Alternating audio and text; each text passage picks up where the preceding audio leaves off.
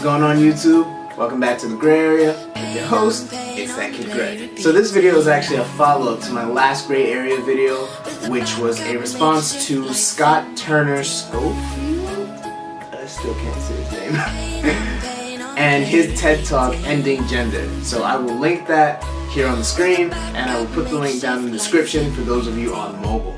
What I set out to do in this video is to discuss gender, how it is currently understood in society, and talk about what it actually is, what it should be, and why we shouldn't be tinkering and tampering with it as much as we have in more recent times.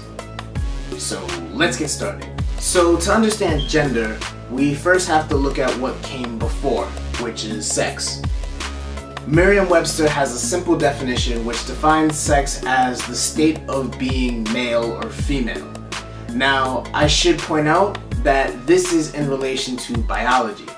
That meaning, if you have a penis, you are male, and if you have a vagina, you are female. I can't believe I have to say that, but I do, in order so that there's no confusion with some people who might be watching this. So sex is in relation to what's in your pants. So what about gender? Well, for the longest time, gender and sex were considered to be one and the same. In fact, the word gender was really only used in terms of grammatical categorization.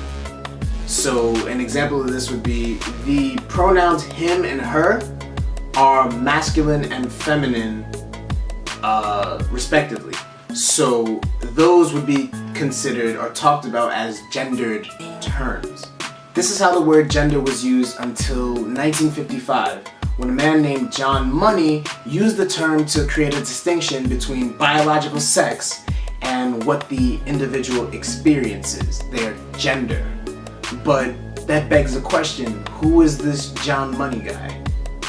John Money was born in New Zealand and graduated from the Victoria University at Wellington with 2 master's degrees, one in psychology and the other in education.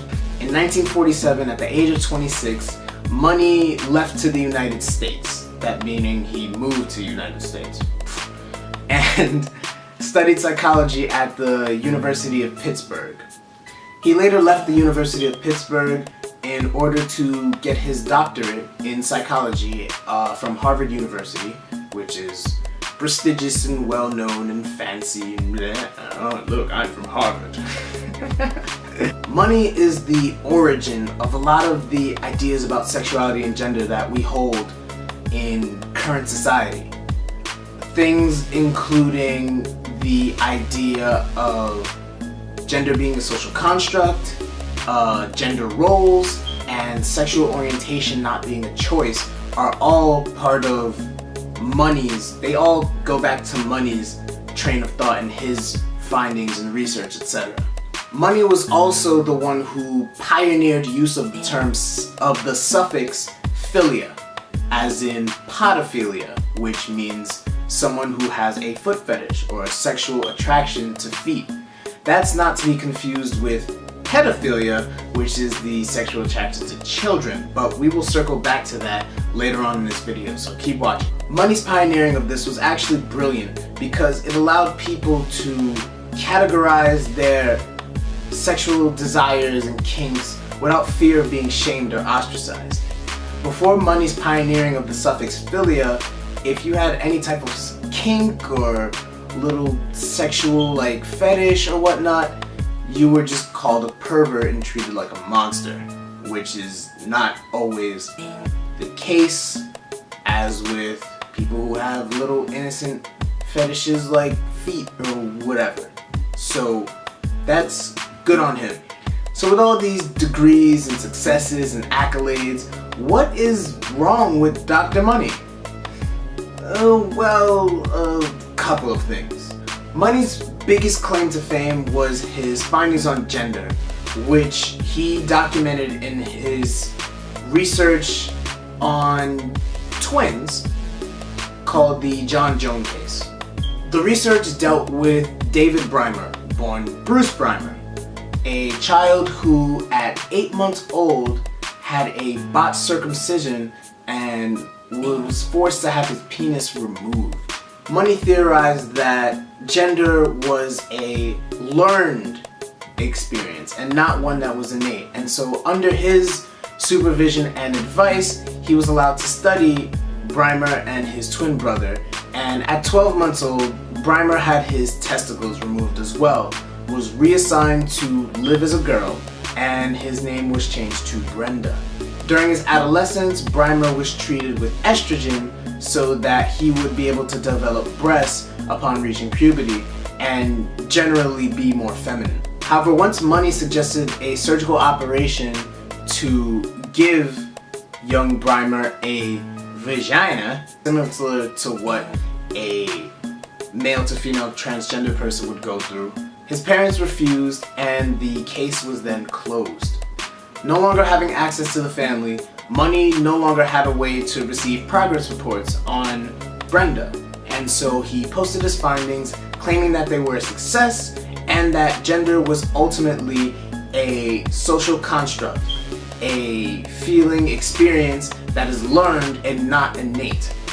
He also came to the conclusion that reassignment surgery was feasible in cases where the child or infant was not an intersex person, which was insane at the time because up until Money's findings, the only people who received sexual reassignment surgeries were those who were born intersex. Now, for those of you who don't know, an intersex person is someone who has some combination of male and female genitalia due to a number of reasons, mainly a mix-up in hormones / chromosomes while in the womb. So what happened to David? When did he stop going by Brenda?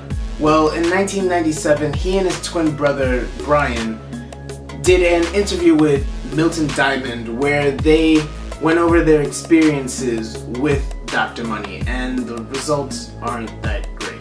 The biggest thing that was taken away from this interview was that unlike what Dr. Money had published in his papers, David never felt like he was a girl. And in fact, he was ostracized and bullied by his peers as a kid.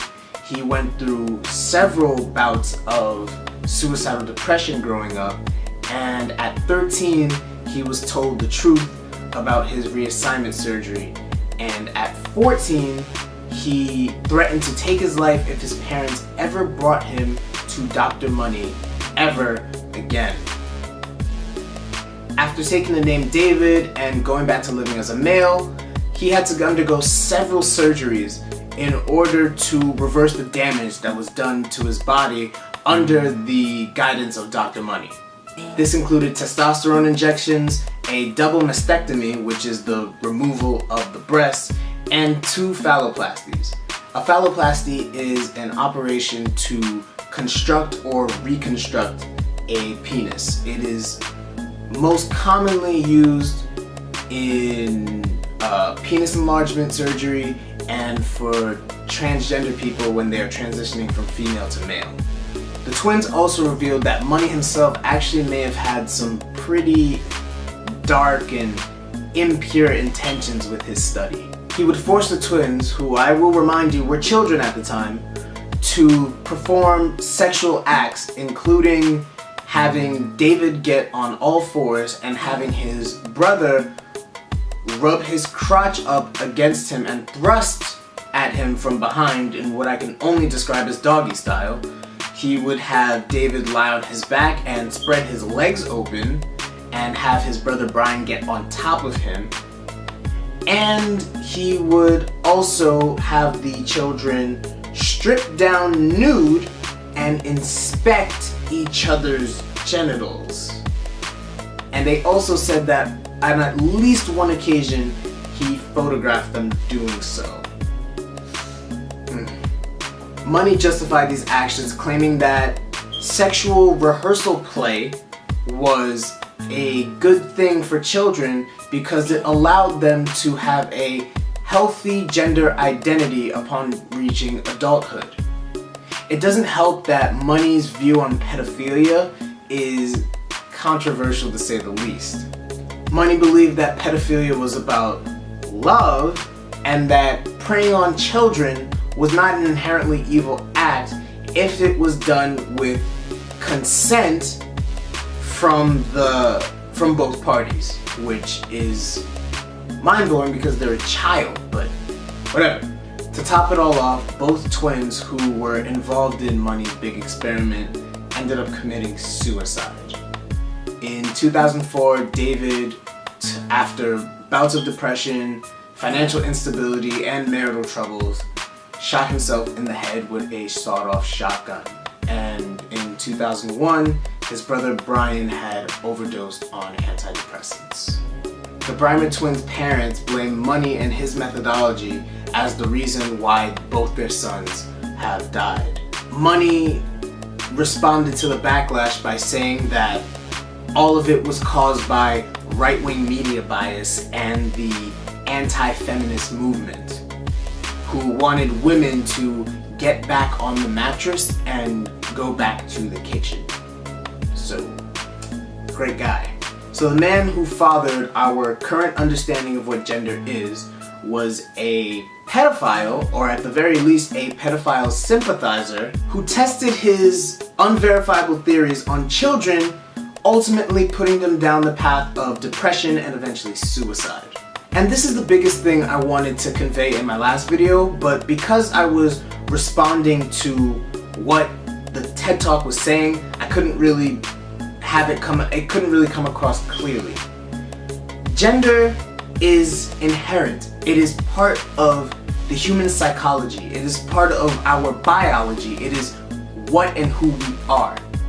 To toy and tinker around with it to the point where you're saying that you want to remove it is very dangerous, because it could lead to situations that are they ultimately end in tragedy, like we see with the Reimer twins. But I know what you're thinking. Well, what about trans people? Trans people experience the opposite gender and they go through gender reassignment surgery and it works fine for them. Well, sometimes, but that's not always the case.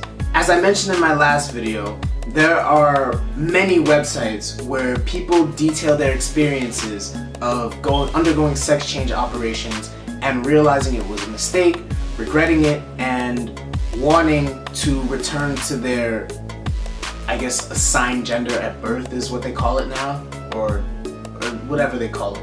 The most prominent of these websites that I could find was sexchangeregret.com, which is run by a man who had a sex change went from male to female and realized that it wasn't what he wanted or needed, and eventually transitioned back to a male. He's a very old man. His name is Walt. I do not remember his last name. I think it's Hayer or Reimer, something along those lines. But link in the description, check it out. Maybe you might learn something. In addition, the suicide rate for trans people is ridiculously high, and it's kind of sad that it's not talked about as much as it should, because it's 41%. That's in total, by the way. So it's averaged out between people who are born female, whose suicide rate goes up to 46, and people who are born male, whose suicide rate is about 42. Now, to put that in perspective, the suicide rate for the general population is at 4.6%. This means that a trans person is almost 9 times more likely to attempt or commit suicide in their lifetime. And that is in comparison to their cisgendered counterparts. And for those of you who don't know, I said in my last video, I'll say it again, cisgendered is somebody who is comfortable with their gender from the day that they're born, and they stay that way to the way they die. So, regular people. So what do we do about this? Well, for starters, we need to take a step back and look at this again with real science. Not science being conducted by pedophilic whack jobs like John Money. We need to understand that gender is not something that was socially constructed by the white heterosexual patriarchy in order to oppress minorities.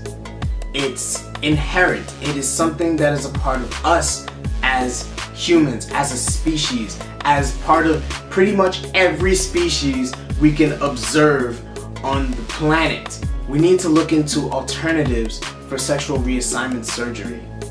Something that doesn't require any physical or hormonal changes in the person, at least not, and leaving the actual change up until a last resort, so to speak.